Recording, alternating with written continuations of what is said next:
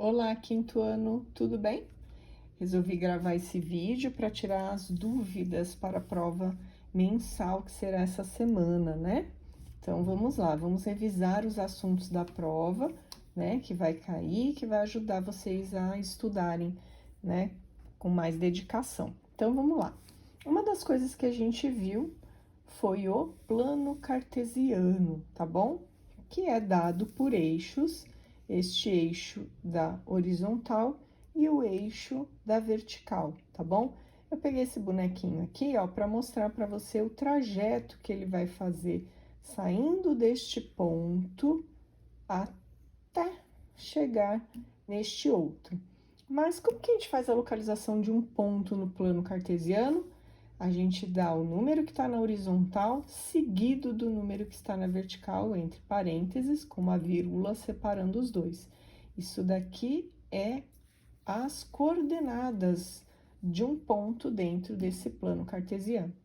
Primeiro, eu dou o número que corresponde à horizontal do ponto, seguido da vertical. Então, esse ponto que o garotinho vai sair, eu já adiantei aqui, ele vai sair do ponto 7, 6, ó lá, 7 na horizontal, 6 na vertical, ó, 7, 6. É esse ponto onde o garotinho vai sair. Ele sairá daqui e vai seguir em direção a este ponto que tá aqui rosinha, bem petitiquinho. Ele tá aqui, ó.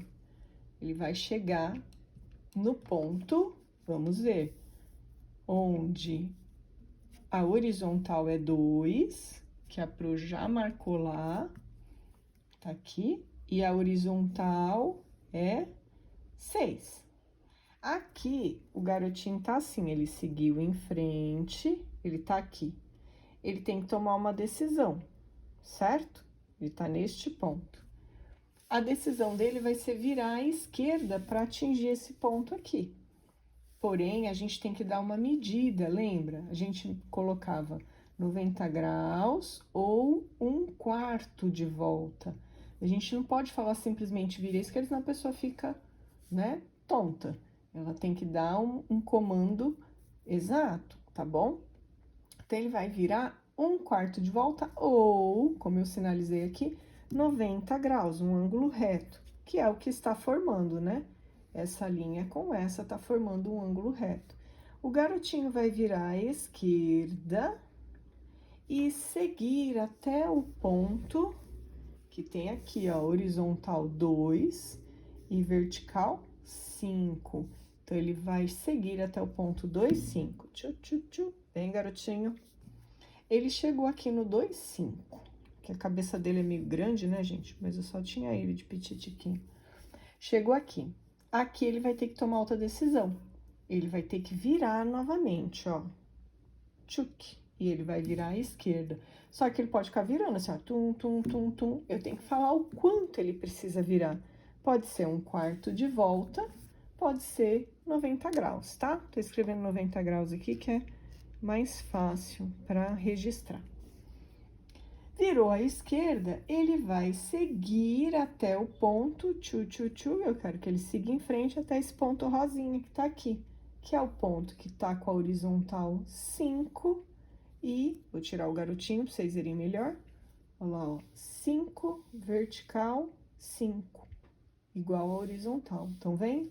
Então, ele vai seguir até o ponto 5, 5. Aqui ele tem que tomar outra decisão. Ele agora vai virar à direita.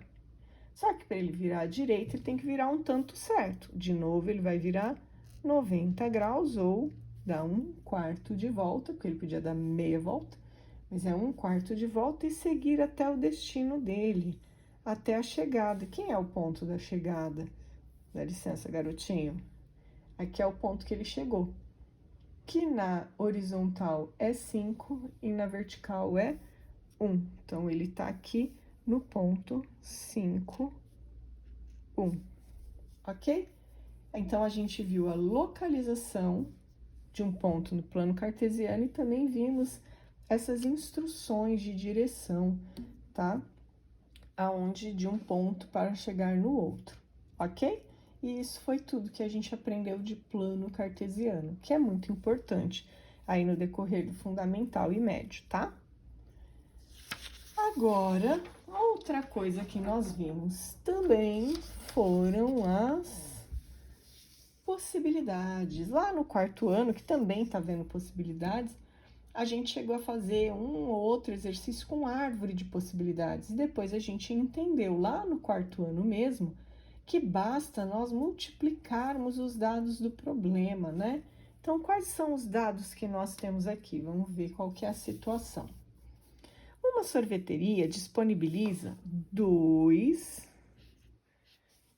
tipos de casquinha, 6 sabores de sorvete e 4 sabores de cobertura para que os clientes façam a montagem dos seus próprios sorvetes de casquinha. O Renan foi a essa sorveteria e irá, faltou um acento, montar um sorvete de casquinha, escolhendo um tipo de casquinha, que são 2 que ele tem para escolher, um sabor de sorvete, que são 6 escolhas, e um sabor de cobertura, que são 4 escolhas. Quantas serão as possibilidades diferentes que o Renan tem para montar seu sorvete de casquinha nesta sorveteria? Então, eu anotei os dados aqui embaixo que eu destaquei no problema. O 2, o 6 e o 4. Então, ele tem que escolher um tipo de casquinha, o sabor do sorvete e a cobertura. Quando a gente já tem os dados de escolha, o que que a gente faz? A gente multiplica, pessoal, não é somar. Não é somar, não é um vezes o outro e depois o um vezes o outro também. Não é nada disso, a gente tem que multiplicar eles juntos, tá bom? Formando aí uma expressão numérica. Então, aqui a gente começa a multiplicar de onde a gente quiser. A ordem dos fatores não vai alterar o produto, tá bom? Então, se eu quiser começar multiplicando por aqui, posso, que dá 24 vezes 2, o dobro de 24 é 48. Ou seja, o Renan vai ter 48 jeitos diferentes de montar o sorvete dele, tá bom? Possibilidades, que são os nossos problemas de contagem. A gente viu umas coisas mais desafiadoras nesse módulo, mas, né, o principal foi isso aí, certo? Agora, a outra coisa que a gente estudou foram as expressões numéricas e também a interpretação de situações, né, que geram uma sentença matemática. Então, vamos lá. O que é uma expressão numérica? É uma sentença matemática que traduz uma situação, tá bom? Então, aqui eu trouxe 2 situações, ó. A Aline comprou 2 camisetas. Uma custava R$12 e a outra 16. Como ela havia levado uma notinha lá de R$50, qual foi o troco dela? Então, primeiro, vocês até sabem fazer isso daqui facilmente, mas vamos colocar qual é a sentença matemática que traduz esse problema? Qual é a expressão numérica deste problema? Ela tem uma compra que foram 2 camisetas, uma custava 12 e a outra 16. Então, se ela quer pagar, ela tem que juntar esse custo. E esse valor vai ser descontado de R$50. Quando a gente quer descontar alguma coisa, a gente faz uma conta de menos. Porém, olha que legal, isso já é uma expressão numérica. Porém, da forma que ela está descrita aqui, eu realizaria só o desconto da camiseta que custou R$12 e depois somaria 16. Isso está totalmente errado. Eu tenho que descontar o total da compra. Para que isso aconteça, eu tenho que colocar na minha expressão numérica parênteses. Porque da forma que estava aqui, nós teríamos que fazer a subtração primeiro, e isso acarretaria que os R$16 não seriam descontados. Então, essa sim é a expressão que traduz o problema da Aline, né? E aí, se a gente juntar aqui pela regra da expressão, a soma de dentro do parênteses tem que ser realizada primeiro, a gente vai ver com detalhes na próxima folhinha. Isso daqui vai resultar em R$28. E aí, para ser descontado dos 50, teremos R$ 22 de troco, tá bom? Olha a questão 2 aqui. Aqui ainda não estou focando no cálculo da expressão. Eu quero que vocês entendam a sentença matemática do problema. Então, a questão 2, nós temos que achar qual dessas sentenças aqui traduzem essa situação. Então, vamos ver. O Júnior foi a uma loja de artigos esportivos e comprou esses itens que estão aqui. Ele comprou bola, luva, chuteira, meião. Ele pagou nessa compra R$ 200 em dinheiro. Qual dessas expressões traduzem o resultado da quantia que o Júnior vai ter de troco? Então, na verdade, todos esses itens aqui somados é o total do custo do Júnior. E se a gente procurar nessas expressões aqui, onde está esse total, no item D tem essa soma e no item C também tem essa soma. Porém, eu tenho que descontar esse total aqui de R$ 200. Descontar, pessoal, é uma continha de menos. Onde que esse total aqui está sendo descontado? Aqui, ele está sendo totalizado e ainda adicionado R$ 200. Está errado, né? Aqui eu tenho umas relações de menos, ó, de custo do que ele pagou com as coisas que ele comprou, que ao invés de estar somando, está subtraindo. Aqui está descontando só uma parte do que ele comprou, não está descontando o restante. Então, a certa seria o item C, ó. De R$ 200, desconta o total da compra do Júnior. Olha o uso do parênteses como é fundamental, tanto no problema do Júnior, quanto no nosso aqui problema da Aline, tá bom? Então, a certa é o item C, de cachorrinho, certo? Mas quais são as regras de uma expressão numérica? Nós vimos também, né? Uma regra comprida, mas eu escrevi aqui só a parte principal. Primeira coisa, resolver parênteses. Por isso que eles são tão importantes, eles priorizam. Segunda coisa, você vai resolver vezes e divisão.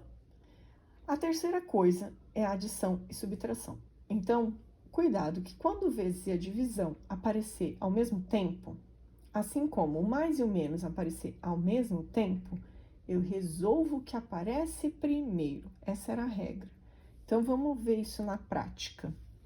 Aqui eu tenho divisão, vezes e mais. De todos aqui, o mais fraco é o mais. Ele vai ficar por último. Então, eu não vou resolvê-lo agora. Eu já sei que eu vou escrever aqui mais 35, porque eu não vou resolvê-lo agora. Agora, eu resolvo divisão ou vezes? Os dois estão na mesma colocação. Então, eu sou obrigada pela regra a resolver o que aparece primeiro. E quem aparece primeiro é a divisão. 48 dividido por 6, 8. E o 12 vai ficar para a próxima etapa.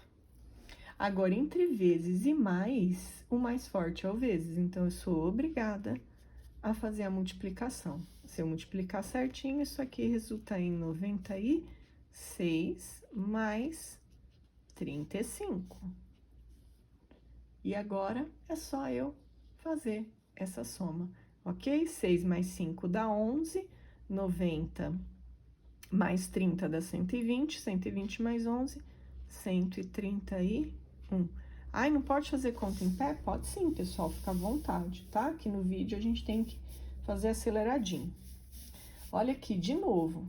Agora eu tenho parênteses. E a primeira coisa que eu resolvo numa expressão numérica são os parênteses. Porém, dentro do meu parênteses, eu tenho mais de uma operação.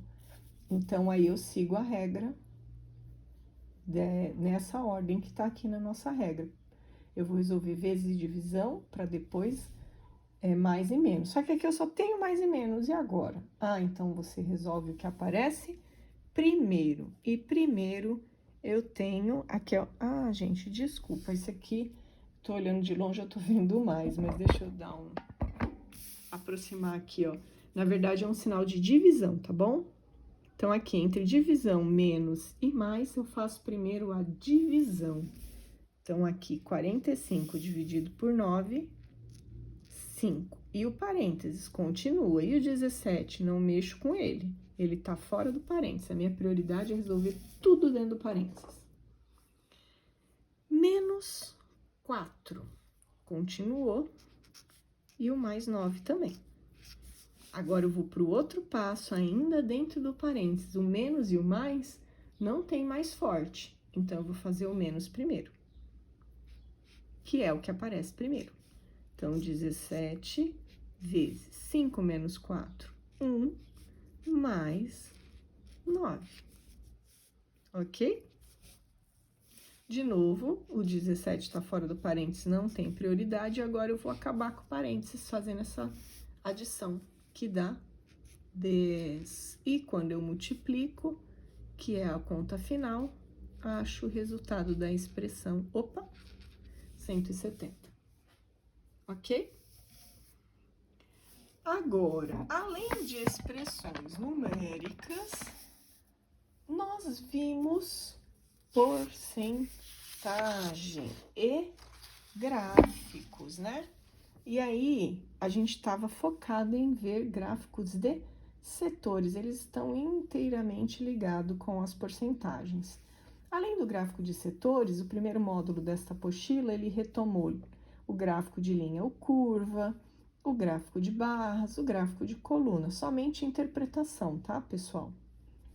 E nós focamos muito em estudar o gráfico de setores nesse início aí de bimestre. Então, vamos para o cálculo de porcentagem que está fortemente presente no gráfico de setores, tá bom? Como eu calculo 23% de 600? Por definição, esse sinal de porcento é parte de 100, 23 partes de 100. Então, o que que eu faço? Eu divido pelo de baixo e multiplico pelo de cima. Mas não é pegar os 600 e dividir por 6, pegar os 100, pegar os 600 e multiplicar por 23. Não, ó, você divide. Pela regrinha que a gente aprendeu no quarto ano, lembra? Regularidade, isso aqui resulta em 6. Você vai pegar este 6 e ele que vai multiplicar por 23, tá bom? Então, 6 vezes 3, 18, 6 vezes 2, 12, e 1, 138. Esse é o resultado, tá bom? Mas e se eu quero calcular 60% e o 30 não tem 2 zeros para eu dividir pela fração que representa 60%? Aí eu tenho que lembrar que isso aqui é uma fração especial e que eu consigo eliminar esses zeros porque existe uma equivalência entre essas frações. Essa é equivalente a 6 décimos, então eu uso essa. Eu consigo pegar o meu todo referência e dividir por 10, que é o 30. E acho o resultado 3. E é esse 3 que multiplica o 6 lá embaixo, que dá 18. Certo? Mas como eu acho 55% que não termina em zero como 60, e ainda o todo referência que eu tenho aqui não termina em 2 zeros como 600, e agora? Primeiro, pessoal, aí usa uma estratégia, né? Não fujam das estratégias. 55% é o mesmo que 50% mais 5%. Calcular 50% é easy, né? Metade. Qual que é a metade de 180? Vocês sabem de fazer isso de cabeça. É 90. Achado isso, o que que eu vou fazer? Eu vou calcular 5%, certo? 5% de 180, mais 5, não tem zero, não consigo dividir 180 de 100, só que o 5 é a metade de 10, e calcular 10% de 180 é muito fácil, né? Porque quem é 10%? É 1/10. Esse cara aqui, ó, é 1 de 10. Então, se eu dividir 180 pelo de baixo, eu vou achar 18, que vezes 1 é 18, certo? Agora, mas eu quero 5%, não 10. Uai, mas 5% é a metade de 10%, então o resultado de 5% é a metade de 18, que é 9. Ou ainda, podia ter dividido 50% por 10, que eu já tinha um 90 aqui, ok? Então, quem é 55% de 180? É eu pegar 55%, vai ser 90 mais o 9, que vai dar 99. Ok? Ô, Pro, e se eu não souber lembrar de nada disso aqui, tem um jeito de usar essa porcentagem, essa definição aqui? E aí a gente conversou muito sobre isso em sala de aula, né? O que que acontece? Se você multiplicar antes de optar por dividir, ainda é a mesma coisa, ainda você atinge o mesmo resultado. E quando você multiplicar 180 por 55, o seu resultado vai dar 2 zeros para dividir por 100, e aí dá certo. Então, quem não quiser pensar nas estratégias, use a definição, só que lembre-se, para usar a definição, sem o seu todo referência ter 2 zeros, você tem que multiplicar primeiro. E aí o resultado divide por 100, que dá o mesmo que dividir e multiplicar depois, tá bom? Há uma equivalência nesses cálculos, não há diferença, certo? Então, multiplique primeiro e divida depois, para quem fica mais à vontade fazer a porcentagem por definição, tá bom? Vocês ainda têm um tempinho aí para estudar, para tirar dúvida com a Pro nas aulas, então, bons estudos!